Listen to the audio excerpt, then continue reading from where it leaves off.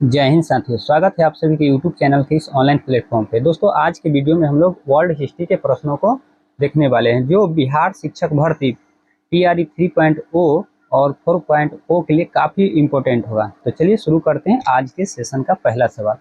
सवाल नंबर 1 है कि सन 1774 में जब लुई 16वां सम्राट बना तो राजकोष खाली होने का कारण क्या था। ऑप्शन ए है कि क्योंकि फ्रांस में लंबे समय तक युद्ध चले। बी में कह रहा है क्योंकि सरकार वर्साय के महल और राज दरबार की शानो शौकत बनाए रखने के लिए काफ़ी फिजूल खर्ची करती थी। तो और सी में कह रहा है ए और बी दोनों सही है। और डी में कह रहा है क्योंकि बास्टील ढहने के दौरान जनता ने राजकोष लूट लिया था। तो इसका सही जवाब जो होगा साथियों वो ऑप्शन नंबर ए, क्योंकि फ्रांस में लंबे समय तक युद्ध चला था। और बी में क्या है, क्योंकि सरकार वर्साय के महल और राज दरबार की शानो शौकत को बनाए रखने के लिए बहुत ज़्यादा खर्च करती थी। तो ए और बी दोनों सही है।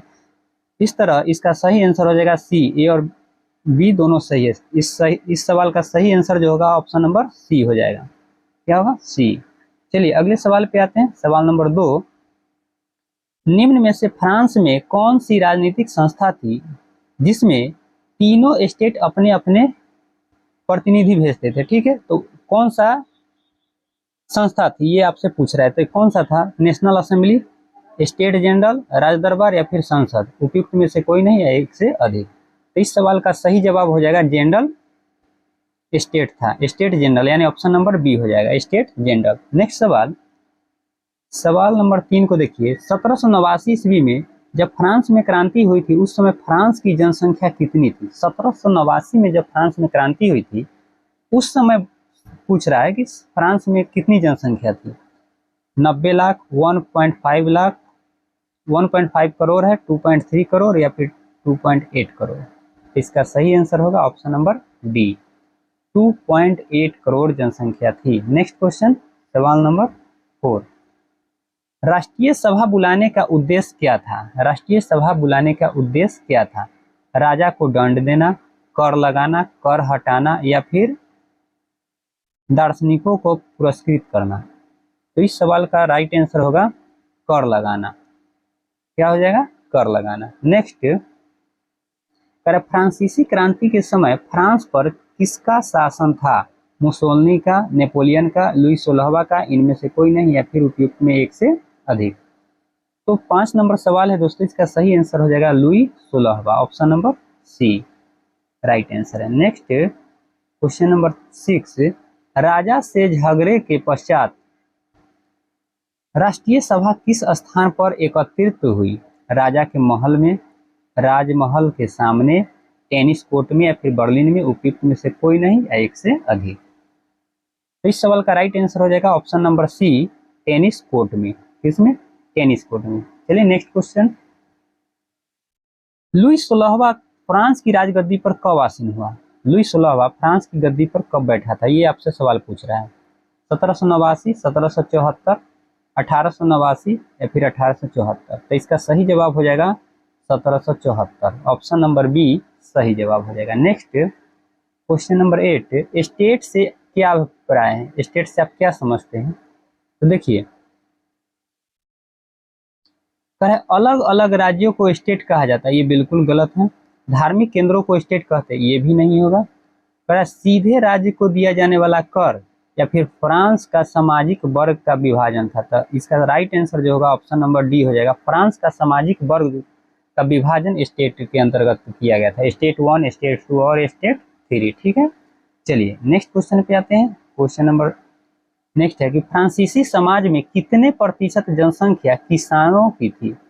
फ्रांसीसी समाज में किसान कितने परसेंट थे? तो इसका राइट आंसर हो जाएगा ऑप्शन नंबर डी, 90% वहाँ पे जो जनसंख्या थी वो किसान थी। ठीक है, नेक्स्ट, 18वीं सदी में फ्रांस में किसानों से निम्न में से कौन से प्रत्यक्ष कर वसूले जाते थे? कहाँ पे? फ्रांस में पूछ रहा है। तो फ्रांस में कौन सा कर वसूला जाता था? प्रत्यक्ष कर जो था यह सरकार के द्वारा लिया जाता था, टाइल था। क्या था? टाइल। और टाइड जो है यह एक धार्मिक कर था, चर्च के द्वारा लिया जाता था। तो इसका सही जवाब हो जाएगा ऑप्शन नंबर ए। नेक्स्ट क्वेश्चन पे देखें, क्वेश्चन नंबर 10, निम्न में से किस दार्शनिक ने जापान और उसके प्रतिनिधियों के बीच एक साथ आधारित सरकार का प्रस्ताव रखा है? रूसो, जॉन लॉक, मॉन्टेस्क्यू या फिर इनमें से कोई नहीं, उपयुक्त में से एक से अधिक। तो इस सवाल का सही जवाब क्या होगा? Rousseau, option number A. Rousseau का एक बहुत फेमस बुक है सोशल कॉन्ट्रैक्ट। क्या है? Social contract. नेक्स्ट क्वेश्चन पे आते हैं। क्वेश्चन नंबर 11, रॉब्सपियर को गिलोटीन पर कब चढ़ाया गया? रॉब्सपियर को गिलोटीन पर कब चढ़ाया गया? जैसे अपने यहाँ फांसी दिया जाता है उसी तरह वहाँ पे गिलोटीन पे चढ़ा दिया जाता है। ठीक है, चलिए नेक्स्ट क्वेश्चन का उत्तर क्या होगा? तो रॉब्सपियर को गिलोटीन पर कब चढ़ाया गया? तो जुलाई 1794। इसका सही जवाब जो होगा दोस्तों ये ऑप्शन नंबर एक ही होगा, ऑप्शन नंबर ए, 1794 में। नेक्स्ट, इनमें से कौन चर्च द्वारा लिया जाने वाला धार्मिक कर है? पीछे एक सवाल आया था, जो प्रत्यक्ष कर जो था वह टाइल था, और यहाँ पूछ रहा है चर्च द्वारा जो धार्मिक कर लिया जाता था वह क्या है? तो यह टाइड हो जाएगा। क्या हो जाएगा? टाइड, ऑप्शन नंबर ए हो जाएगा। नेक्स्ट, फ्रांस में किसने राजतंत्र का अंत करके इसे एक गणतंत्र घोषित किया था? पादरी वर्ग ने, नेशनल असेंबली ने, कन्वेंशन ने या फिर सम्राट ने? उपयुक्त में से कोई नहीं या फिर उपयुक्त में से एक से अधिक। तो इसका सही जवाब हो जाएगा ऑप्शन नंबर सी, कन्वेंशन ने। किसने? कन्वेंशन ने। संवैधानिक राजतंत्र था कन्वेंशन। चलिए next question, question number 14, two treatises of government के रचनाकार कौन है? टू ट्रीटाइजेज ऑफ गवर्नमेंट के लेखक जो है वो कौन है? इसका सही जवाब होगा दोस्तों जॉन लॉक। कौन है? जॉन लॉक है, ऑप्शन नंबर सी हो जाएगा, जॉन लॉक। चलिए नेक्स्ट क्वेश्चन,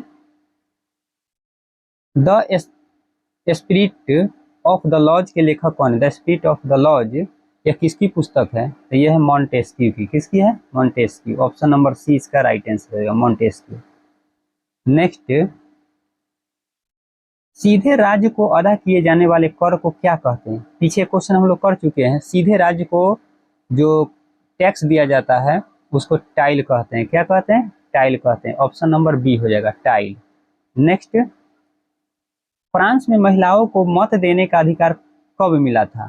तो इसका सही जवाब होगा, फ्रांस में महिलाओं को मत देने का अधिकार 1946 में मिला था, ऑप्शन नंबर डी हो जाएगा सही जवाब। अगले सवाल पे आते हैं, क्वेश्चन नंबर 18, फ्रांस में नेशनल असेंबली क्यों आहूत की गई थी? फ्रांस में नेशनल असेंबली क्यों आहूत की गई थी? तो इसका सही जवाब जो होगा, देखिए ऑप्शन एक कहता है कि फ्रांस के लोग संविधान बनाने हेतु, संविधान के लोगों के लिए। बी में कहता है सम्राट की शक्तियों को सीमित करने के लिए। तो ये दोनों बात क्या है? सही है। तो इसका सही जवाब जो हो जाएगा ऑप्शन नंबर सी हो जाएगा। क्या हो जाएगा? सी हो जाएगा। नेक्स्ट, स्टेट जनरल के आह्वान पर तृतीय स्टेट नेशनल असेंबली का गठन कब किया गया? कब किया गया? 1789, 1791, 1792 या फिर 1804 में? तो इसका सही जवाब हो जाएगा 1789, ऑप्शन नंबर ए राइट आंसर है। नेक्स्ट क्वेश्चन पे आते हैं, क्रांतिकारी फ्रांस से आने वाले विचारों का समर्थन किया। क्रांतिकारी फ्रांस से आने वाले विचारों का समर्थन किया, किसने किया था? टीपू सुल्तान तथा राजा राम मोहन राय, हैदर अली तथा स्वामी दयानंद, बहादुर शाह जफर तथा स्वामी विवेकानंद? उपयुक्त में से सभी या फिर उपयुक्त में से कोई नहीं है, एक से अधिक। तो इसका सही जवाब जो होगा साथियों वो ऑप्शन नंबर ए हो जाएगा।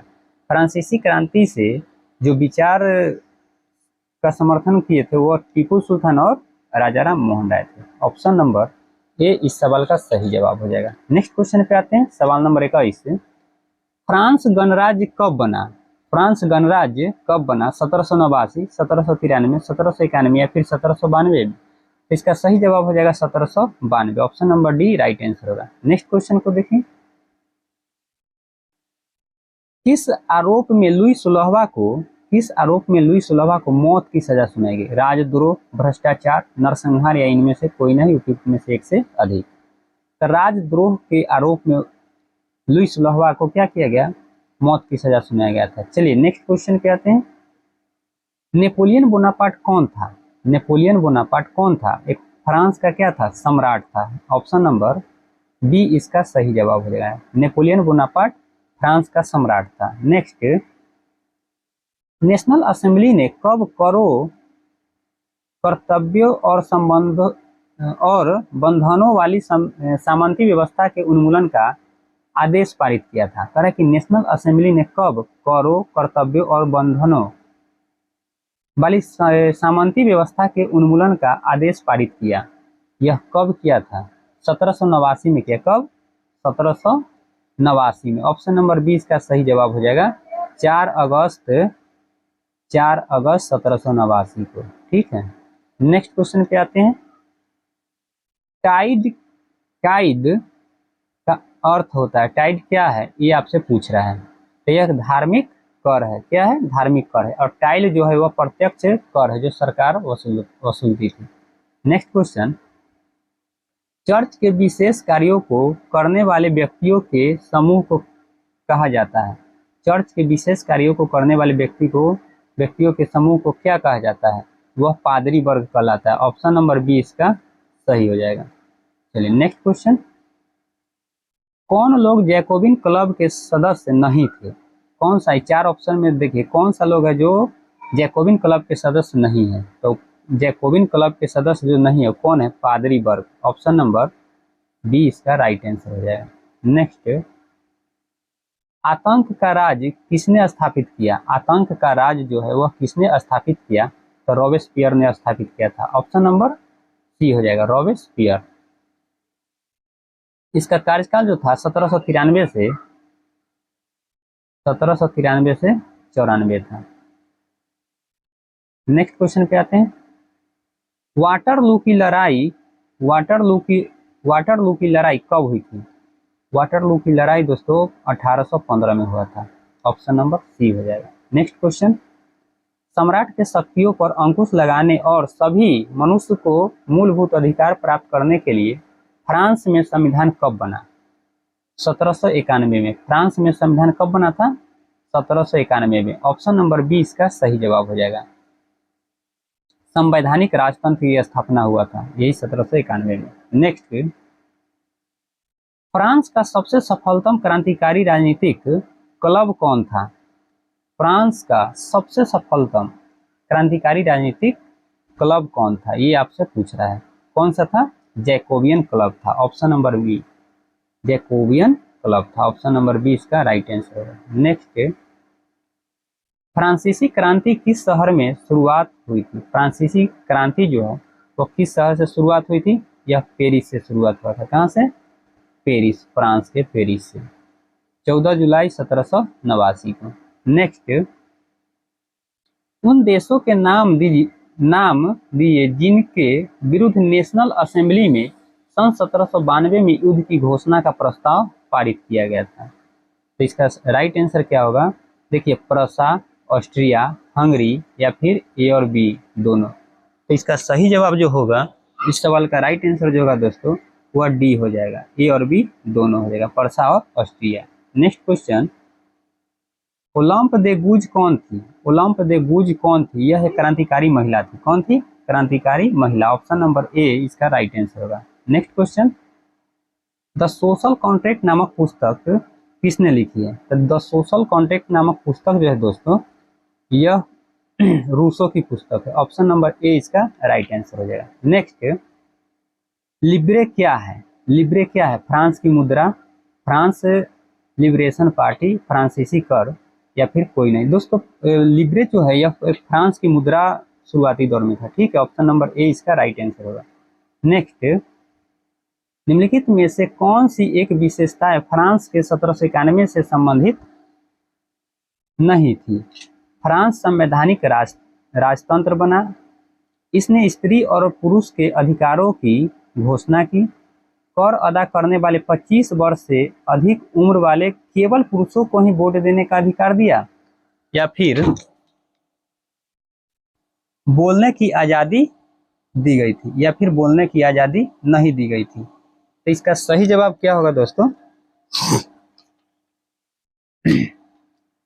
इसका सही जवाब हो जाएगा ऑप्शन नंबर डी, बोलने की आजादी नहीं दी गई थी। Next question,